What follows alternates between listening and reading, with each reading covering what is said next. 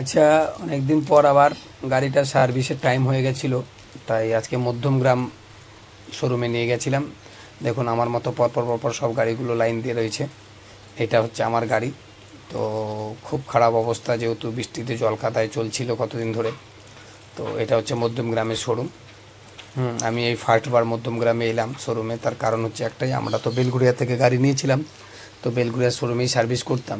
কিন্তু বিগত কয়েকদিন ধরে কোনো কারণের জন্য বেলঘড়িয়া শোরুমটাও খুলছিল না। তো সার্ভিসেরও টাইম হয়ে যাচ্ছে।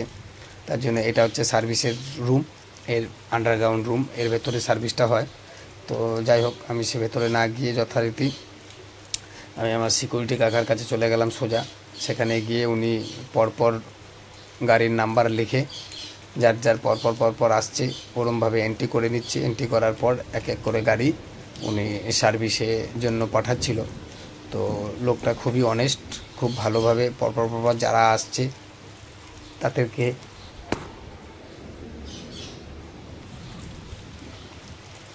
নাম্বারগুলো লিখে নিয়ে পরপর পরপর একজন একজন করে সার্ভিসে পাঠাচ্ছিল। তো অনেকক্ষণ ধরে কাকার সঙ্গে কথা বললাম, অনেকেই অনেক রকম কথা বলছিল কাকার সাথে। কাকাও খুব একদম ডিসিপ্লিন মেনে কাজ করছিল। খুবই ভালো লাগলো দেখে যে এখনও পর্যন্ত এরকম অনেস্টলি লোক আছে যারা মন দিয়ে কাজ করে। তো তারপরে আমি চাবিটা দেওয়ার পরে কি করব ভাবছিলাম। এই দেখুন টাইমটা হচ্ছে 8টা থেকে 6টা।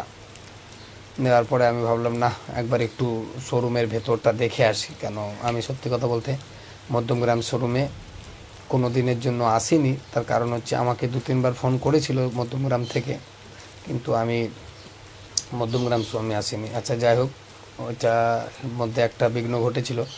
ভুলবশত আমি 4 চাকার শোরুমে ঢুকে গেছিলাম। ওদের আবার একই ফ্লোরে দুখানা শোরুম, একটা হচ্ছে 4 চাকার শোরুম আর একটা হচ্ছে 2 চাকার শোরুম। তো আমি ভুলবশ করে 4 চাকার শোরুমে ঢুকে গেছিলাম, আবার বেরিয়ে এসে এখন আমার 2 চাকার শোরুমের জন্য ভেতরের দিকে যাচ্ছি।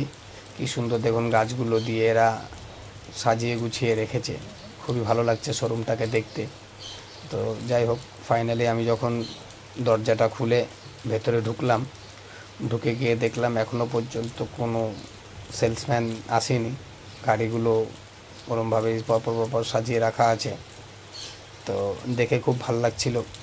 এবং ভেতরে এক কাকাকে দেখলাম, আঙ্কেলকে, তিনিও পরিষ্কার পরিচ্ছন্ন করছিল। তো ভালো লাগলো দেখতে। কিন্তু এত গাড়ি দেখে মন ভরে যাচ্ছিল যে কোনটা ছেড়ে কোনটা নেব বা কোনটা চালাবো। এবং আমার দেখা আমার গাড়ি গ্ল্যামার, এই যে রেড কালার খুবই পছন্দ।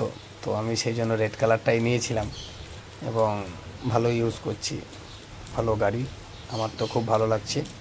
যাই হোক, তো এটা আমার 3rd টাইমের সার্ভিস এসেছি আজকে। এটা হচ্ছে 1 বছরের সার্ভিসের 3rd টাইম।